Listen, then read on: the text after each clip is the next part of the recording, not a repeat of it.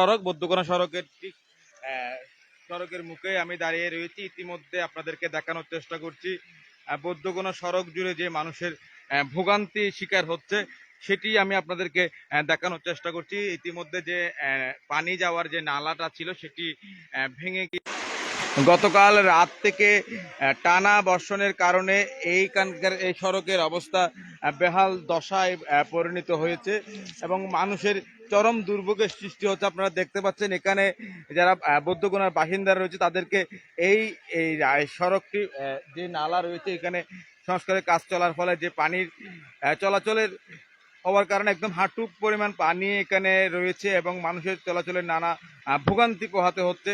সেই দৃশ্যটুকু আমরা আপনাদেরকে দেখানোর চেষ্টা করছি। একদম ছোট বাচ্চারাও এখানে পার হতে অনেক ভয়ে ভয়ে এই রাস্তা পার হয়ে তারা নিজ নিজ বাসস্থানে যাওয়ার চেষ্টা করছে।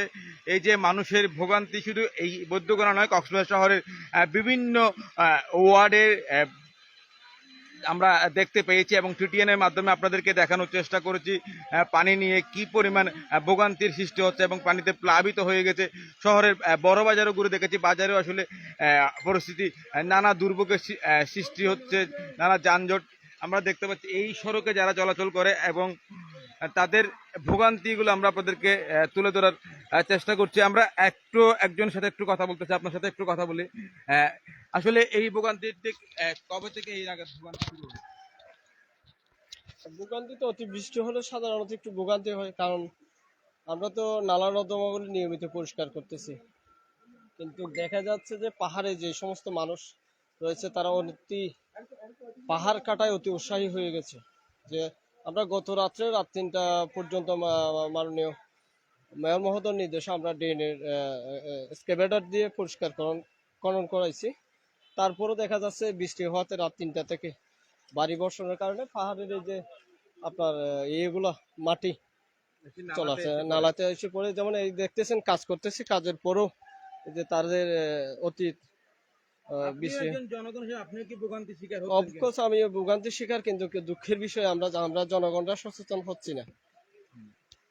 দর্শক, কথা বলছিলাম একজনের সাথে যিনি পৌরসভার পরিষ্কার পরিচ্ছন্নতার 8 নং ওয়ার্ডের সুপারভাইজার। তিনিও এখানে এসেছেন এবং দেখতে পাচ্ছেন যে রাস্তার যে সড়কের যে মুখ আসলে বদ্ধকোনার যাওয়ার যে চলাচলের পথ সেটি আসলে পানির নিচে তলিয়ে গিয়েছে, কারণ এখানে ইতিমধ্যে কতগুলো আমরা দেখতে পাচ্ছি বড় আকারের পাইপ দিয়ে এখানে আসলে নালার মতো ব্যবস্থা করেছে। তারপরও মানুষ আসলে চলাচলের নানা ভোগান্তি পোহাতে হচ্ছে, কারণ অতিরিক্ত বৃষ্টিপাতের কারণে পাহাড়ে যে পানি সে পানিগুলো এই নালা দিয়ে চলে আসছে এবং মানুষের চলাচল।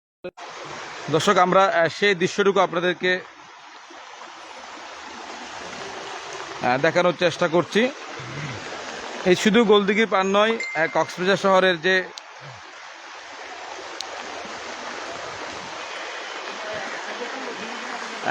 গোলদিঘির পাড়ের শুধু বদ্ধকোনার এই মুখ এবং গোলদিঘির পাড়েও যদি আপনারা দেখেন মানুষের চরম ভোগান্তির মাঝে রয়েছে মানুষ।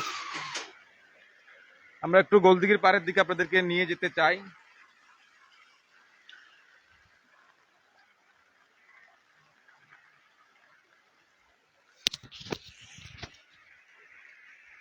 বৃষ্টির কারণে আসলে এখানে আপনারা দেখতে পাচ্ছেন আরেকজন মানুষ এসে তিনিও ভোগান্তি পোহাতে হচ্ছে। আসলে কেমন দুর্ভোগ পোহাচ্ছেন আপনারা?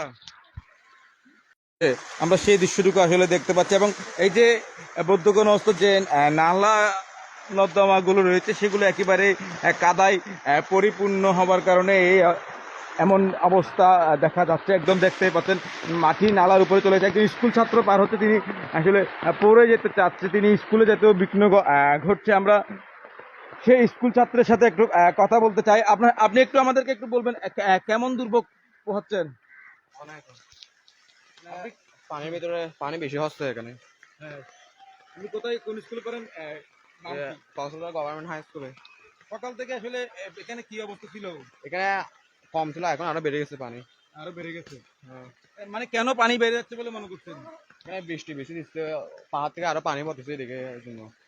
পাহাড়ের পানি এবং নালার যে ময়লা, সেই ময়লা আসলে পরিপূর্ণ হবার কারণে এমন একটি অবস্থা সৃষ্টি হচ্ছে। আসলে যারা পরিষ্কার পরিচ্ছন্নতা কর্মীরা রয়েছে তারা কাজ করলেও এখানে যারা কাউন্সিলররা রয়েছে তাদের যথোপযুক্ত ব্যবস্থা, অগ্রিম ব্যবস্থা না থাকার কারণে এমন একটি পরিস্থিতি সৃষ্টি হয়েছে বলে মনে করছেন এখানকার জনসাধারণ। আমরা গোলদিঘির পাড়ে একটু নিয়ে যেতে চাই আপনাদেরকে। আপনারা দেখতে পাচ্ছেন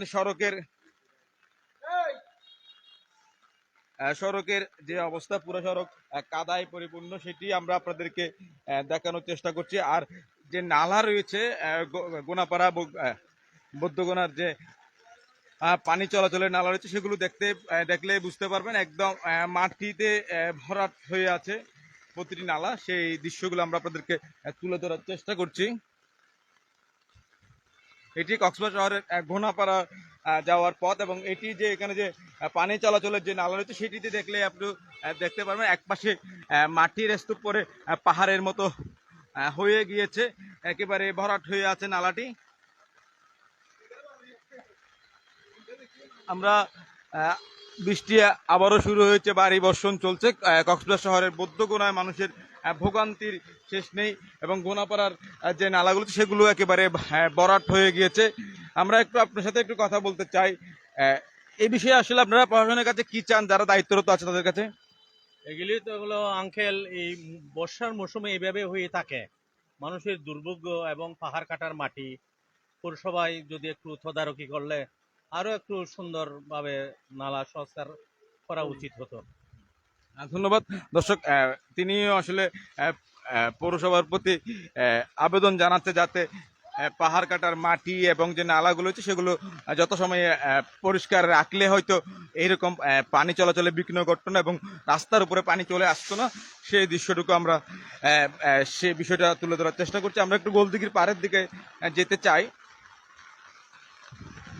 সকাল থেকে আসলে গোলদিঘির পাড়ে হাঁটু পরিমাণ পানি ছিল, তবে বৃষ্টি কিছুক্ষণ কম হবার কারণে পানিও কমে এসেছে।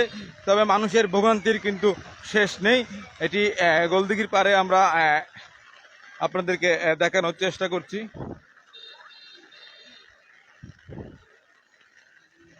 গোলদিঘির পাড়ও পুরো কাদা মাটিতে পরিপূর্ণ হয়ে গিয়েছে, আমরা সেটি দেখতে পাচ্ছি।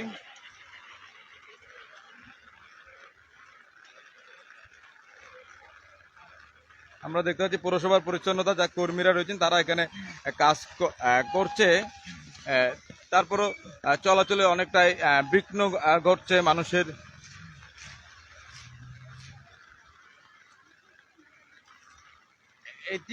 এই মাটিগুলো সব গোলদিঘির পাড়েই স্তূপ হয়েছে, মাটির স্তূপ দেখতে পাচ্ছেন এই কাদাগুলো, এবং চলাচলের বিঘ্ন ঘটছে এবং স্কুলগামী ছাত্রছাত্রীদের অনেক দুর্ভোগ পোহাতে হচ্ছে। আমরা দেখতে পাচ্ছি পৌরসভার পরিষ্কার পরিচ্ছন্নতার যে গাড়ি, ময়লা নিষ্কাশনের যে গাড়ি ময়লা মালামাল নিয়ে যাওয়ার সেই গাড়িটিও আমরা দেখতে পেয়েছি। আমরা কক্সবাজার শহরের গোলদিঘির পাড় এবং গোনাপাড়ার মানুষের যে ভোগান্তি সেটি আপনাদেরকে তুলে ধরার চেষ্টা করছি। দর্শক, এতক্ষণ সাথে থাকার জন্য আপনাদেরকে অসংখ্য ধন্যবাদ।